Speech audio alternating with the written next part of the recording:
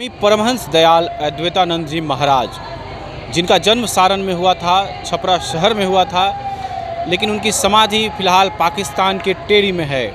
पूरे विश्व में उनके अनुयायी हैं। रामनवमी के दिन उनका प्रकाश पर्व है और इस प्रकाश पर्व के अवसर पे उनके इस जन्मस्थली छपरा में कार्यक्रम है, जहां विज्ञान प्रेमानंद जी महाराज हरियाणा से पहुंचे हैं। महाराज से जानते हैं कि स्वामी अद्वैतानंद जी महाराज जो छपरा शहर से चलते हैं, अपनी आध्यात्मिक यात्रा की वो शुरुआत करते हैं और उस यात्रा में वे पंजाब पहुंचते हैं, उसके बाद पाकिस्तान पहुंचते हैं और वहां पर भी अपने अनुयायियों को बनाते हैं और अंत में वो वहीं समाधि ले लेते हैं। आज भी यह वो क्षेत्र जो है वो एक तीर्थ स्थल के रूप में पाकिस्तान में है, जहां हर वर्ष लाखों श्रद्धालु भारत से जाते हैं, पूरे विश्व से आते हैं और वहां दर्शन करते हैं। फ़िलहाल महाराज हमारे साथ हैं। जो दादा गुरु महाराज जी जिनको हम लोग कहते हैं, उनका पूरा नाम श्री स्वामी अद्वैतानंद जी महाराज है।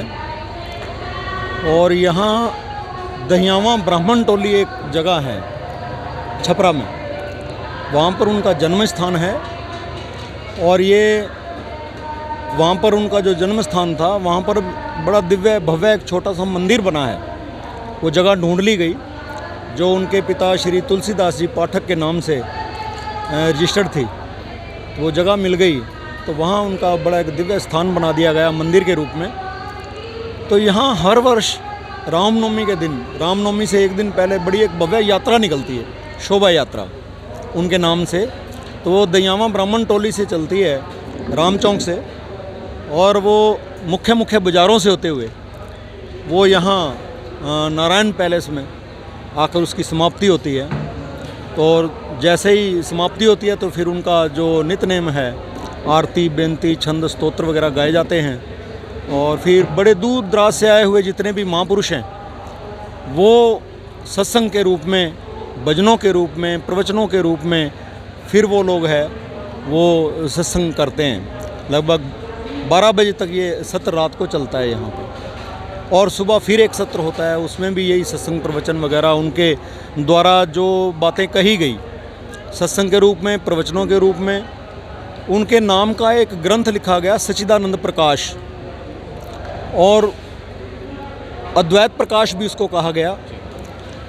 तो उसमें उनके जितने भी सत्संग हैं, क्योंकि वो अपने समय में फ़ारसी, अरबी, अंग्रेजी, हिंदी, उर्दू, ये 5 भाषाएं उनको कंठस्थ थी, और भी हो सकती हैं, लेकिन 5 का तो पता है कि इतना तो सुनने को मिलता है, लिखा हुआ भी मिलता है। उनके जो सत्संग हैं, हम आम लोगों में सत्संग कहते हैं, लेकिन उनका जो वो ग्रंथ है सच्चिदानंद प्रकाश, उसमें इरशाद लिखा गया कि ये इरशाद उन्होंने कहा, इरशाद के रूप में सत्संग हैं उनके। और वो सत्संग इतने गूढ़ हैं, वो भाषा इतनी गूढ़ है कि वो आम आदमी के समझ में नहीं आती है। तो अभी उसका ट्रांसलेट महापुरुषों ने करवाया, किया, तो उसको सरल हिंदी में कुछ कहा, सत्संग उनके समझ में आने लगे हैं। तो उनके जितने भी सत्संग हैं वो सारे ही सत्संग अध्यात्म पर आधारित हैं, अंतस पर आधारित हैं, धर्म पर आधारित हैं, सनातन पर आधारित हैं, और ध्यान, जिसको हम लोग कहते हैं, ध्यान पर आधारित हैं। इस जीव को इस संसार में आके क्या करना चाहिए, परमात्मा की प्राप्ति का क्या क्या साधन करना चाहिए, इसके बारे में वो पूरा ग्रंथ लिखा गया है। और जहाँ तक मैंने उसे पढ़ा, तो पढ़ने के बाद कोई ऐसा सूत्र उसमें नहीं है जो रामायण में ना हो, जो गीता में ना हो, जो भागवत में ना हो। लगभग सभी ग्रंथों का सार, निचोड़ उस सच्चिदानंद प्रकाश ग्रंथ के अंदर है। और बहुत सारे उसमें सूत्र उन्होंने दिए हैं, बड़े सारे सत्संग बड़े सरल भाव में भी समझाए हैं, छोटे छोटे दृष्टांत देकर भी समझाए हैं। तो 1846 में यहाँ ये सूर्य उदय हुआ आपके इस सारण में, आपके इस दहियावा ब्राह्मण टोली में, आपके इस छपरा में। और यहाँ से सूर्य उदय होता होता होता ये इधर बक्सर के जंगलों में अपने पिताजी का घर त्याग किया। और पिताजी के घर के बाद एक और नरहरि प्रसाद थे, उन्होंने उनको पाला, फिर उनका घर भी छोड़ दिया। त्याग की भावना उनमें बहुत थी, वैराग बहुत था। यहाँ आसपास में बक्सर के जंगल हैं, तो बिल्कुल निर्वस्त्र, घर से कुछ लेके ही नहीं चले, सब त्याग दिया। 2-2 घरों की संपत्ति छोड़ के, और अकेले ही थे, कोई बहन नहीं, कोई भाई नहीं, और 2-2 घरों की संपत्ति को छोड़ के वो जो है इधर बक्सर वगैरह के जंगलों में उन्होंने निर्वस्त्र रहकर, दिगंबर रहकर तपस्या की, तप किया, और फिर घूमते हुए वहाँ से 13-14 साल के बाद जयपुर पहुँचे, राजस्थान। तो वहाँ आनंदपुरी जी महाराज एक संत थे, प्राचीन गणेश मंदिर है वहाँ पे लाल डूंगरी में, तो वहाँ उनका निवास था, कुटिया थी छोटी सी। तो वहाँ जब उनके पास पहुँचे तो उन्होंने एक चद्दर उनको दी। उन्होंने कहा कि देखो, आपको कोई फ़र्क नहीं पड़ता है, आप दिगंबर संत हो, लेकिन यहाँ बहन बेटियाँ आती हैं, समाज की मर्यादा। तो एक चद्दर उन्होंने दी थी कि महाराज आप एक चद्दर ओढ़ लीजिए। तो उन्होंने एक चद्दर, जब तक वो जीवित रहे, लगभग सन 1919 तक, सन 1919 में उन्होंने अपना शरीर का त्याग किया।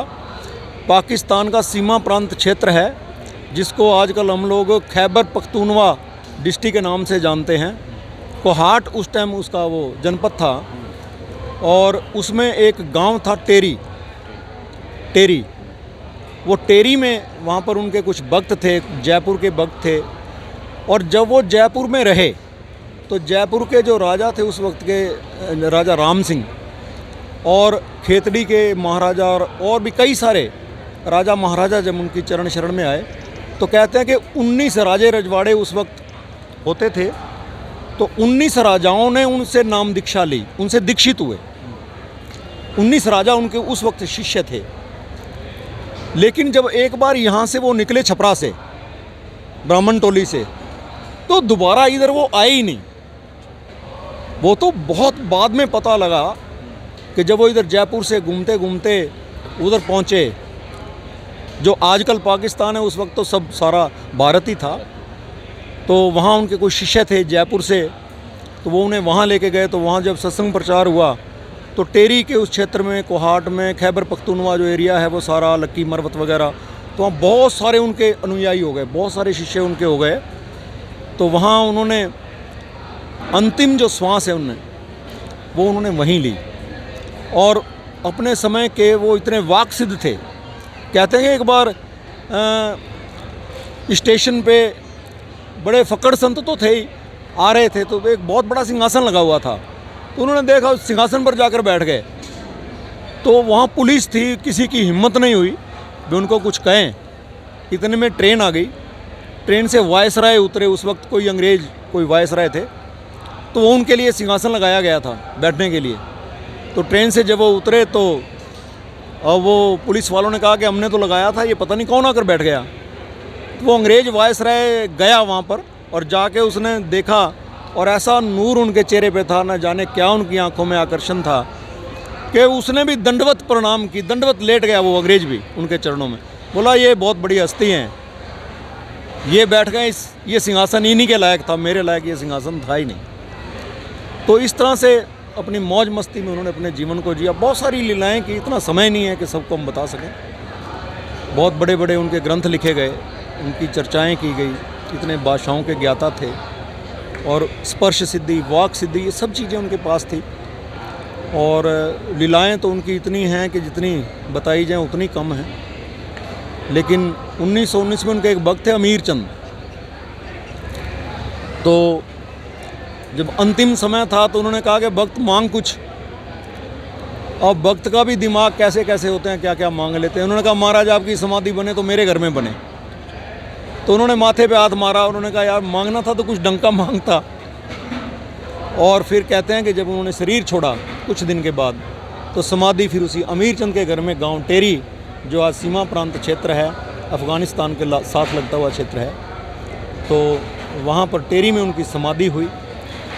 और अभी कुछ समय पहले एक बार तो सन 1998 में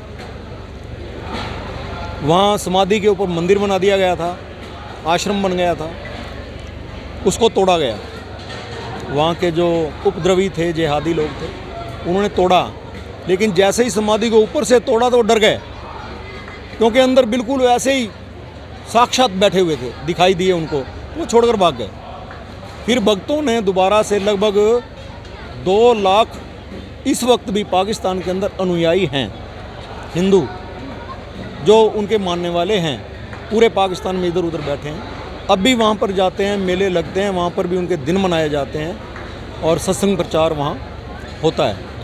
अभी कुछ समय पहले, लगभग 2 साल पहले, मैं यहाँ छपरा में ही था उस दिन, और ये 30 दिसंबर की बात है। तो उस दिन वहाँ पर फिर वहाँ के जिहादियों ने, उपद्रवियों ने आश्रम को फिर तोड़ दिया, उस समाधि को फिर नष्ट भ्रष्ट किया। लेकिन बहुत वहाँ के अनुयायी जितने भी हैं, हिंदू लोग हैं, उन्होंने जाकर सुप्रीम कोर्ट के ऊपर प्रदर्शन किया, और यहाँ पर 31 जनवरी को, 2 साल पहले की बात है, यहाँ के जो MP हैं या MLA शायद, वो क्या नाम है उनका, सीगीवाल, तो उनसे हम लोग मिले सुबह जाके। तो उन्होंने उस चीज़ को संसद भवन में भी जाकर उठाया। संसद भवन में लगभग 12 या 15 मिनट का उनका छपरा के इस परमहंस दयाल जी महाराज के बारे में, और वहाँ जो पाकिस्तान में समाधि टूटी उसके बारे में, और यहाँ उन्होंने जो 1-2 मांगें भी रखी कि उनके नाम से छपरा में कोई विद्यालय या कुछ इस तरह का खोला जाए, या कोई रिसर्च सेंटर खोला जाए परमहंस दयाल जी महाराज जी के नाम से। तो ऐसी इन्होंने भी ऐसी मांग उठाई, लेकिन वहाँ के अनुयायियों ने सुप्रीम कोर्ट के आगे धरना दिया, और फिर तुरंत सुनवाई हुई, और फिर उस पर अब लगभग 5 करोड़ रुपया लगाया, और वो पाकिस्तान सरकार ने उन्हीं लोगों से लिया जिन्होंने तोड़ा था, और वो उसको बना दिया गया। बहुत सुंदर बन गया वो वहाँ का समाधि स्थल परमहंस दयाल जी महाराज जी का, जिनका जन्म स्थान यहाँ छपरा में है, दहियामा ब्राह्मण टोली में। छपरा में जो 2 दिवसीय कार्यक्रम चल रहा है, ये क्या मतलब कि क्या किस तरह का कार्यक्रम है ये सत्संग प्रचार है। ये उनके जो वचन प्रवचन हैं उन्हीं को याद किया जाता है। और यहाँ अब आप देख लो, हरियाणा से, पंजाब से, दिल्ली से, राजस्थान से, और अपने यहाँ बिहार से, उत्तर प्रदेश से, यहाँ लगभग मेरे हिसाब से 800-900 लोग आए हुए हैं। हाँ जी, 2 पैलेस हैं, ये नारायण पैलेस और ये शिव वाटिका, ये दोनों। यहाँ भी देखो आप कितना ये भरा हुआ है सारा, और उधर भी सारा वो भरा हुआ है। तो ये बड़ा सुंदर उनके नाम का प्रचार हो रहा है, और भगवान राम के गीत गाए जा रहे हैं। उनका नाम भी राम याद था, और वो भी रामनवमी के दिन प्रकट हुए, और भगवान श्री राम भी रामनवमी के दिन प्रकट हुए। तो इसलिए पूरा विश्व, पूरा संसार, जब उनके पिताजी ने उनका जन्मदिन मनाना चाहा घर वालों ने, तो उनके पिता तुलसीदास जी पाठक ने इस बात को कहा था।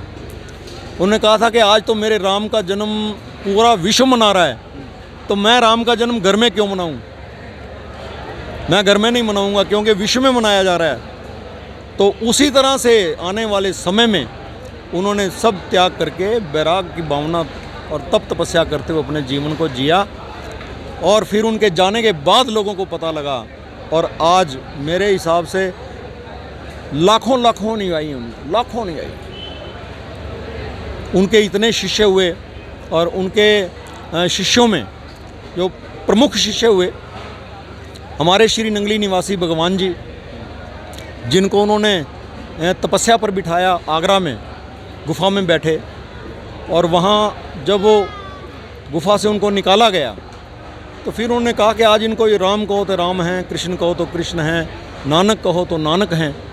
आज ये उस पदवी के ऊपर आ गए हैं। ये वरदान उन्होंने उनको दिए। हमारे श्री नंगली निवासी भगवान जी को श्री स्वामी स्वरूपानंद जी महाराज उनको नाम दिया गया, और नंगली में उनका समाधि स्थल है, और टेरी उनका जन्म स्थान है। तो जन्म स्थान टेरी है, तो वहीं उनकी नाम दीक्षा हुई, और फिर तपस्या करवाई, और उसके बाद आज उनको नंगली निवासी भगवान के नाम से जाना जाता है, उनके शिष्य को।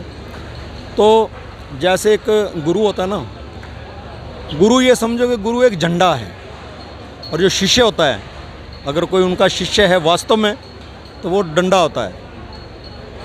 वो झंडा गुरु का तभी लहराया जा सकता है जब उसके एक मजबूत डंडा उसके नीचे लगे। अगर शिष्य मजबूत है, तो वो ऐसा मजबूत शिष्य है श्री नंगली निवासी भगवान जी, परम पूज्य परमादरणीय श्री स्वामी स्वरूपानंद जी महाराज, जिनका नाम से वो मशहूर हुए। आज उनके लाखों अनुयायी हैं, लाखों। तो उन्होंने परमहंस महाराज जी के नाम को पूरे विश्व के अंदर फैलाया। पूरे ये समझो कि कोई ऐसा प्रांत, कोई ऐसा हिंदुस्तान का नहीं है, कोई स्टेट ऐसी नहीं है कि जिसमें परमहंस महाराज जी के नाम लेवा लोग ना हों और आश्रम ना हो। हर स्टेट के अंदर उनके आश्रम मिलेंगे आपको अद्वैत स्वरूप के नाम से। श्री अद्वैत स्वरूप के जहाँ भी लिखा होगा ये समझ लेना कि वो आश्रम स्वामी जी का है, परमहंस दयाल जी का है। ये थे विज्ञान प्रेमानंद जी, जो बता रहे थे कि स्वामी परमहंस दयाल जी ने किस तरह से पूरे विश्व को अपने अध्यात्म के ज्ञान से अवगत कराया था। और सारण और ये छपरा शहर जो है, यहीं उनका जन्म हुआ था और यहाँ से निकलकर वे अध्यात्म की दुनिया में निकलते हैं। और पूरे विश्व में आज जो प्रकाश उनके नाम से फैला हुआ है, वह कहीं ना कहीं उनके अनुयायियों के लिए काफ़ी मजबूत ऊर्जा का स्रोत है। और इसी ऊर्जा के स्रोत से उनके अनुयायी फ़िलहाल चल रहे हैं। और उनके जो शब्द हैं, उनके द्वारा दी गई जो दिशाएं हैं, उनके बातों पर आज अनुसरण करते हुए इस पूरे अभियान को आगे बढ़ा रहे हैं। सुरभित, छपराटुडे.com। विश्वसनीय खबरों की पहचान, छपराटुडे.com, आपका शहर आपके पास।